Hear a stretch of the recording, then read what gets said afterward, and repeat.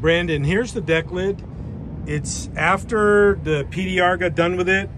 You can see pretty good by the reflection of the clouds and the bars on my truck in the primer. He did actually a really good job on this. There's still a little bit of work that needs to be done, but overall I'm more impressed and pleased in this than I thought I would be.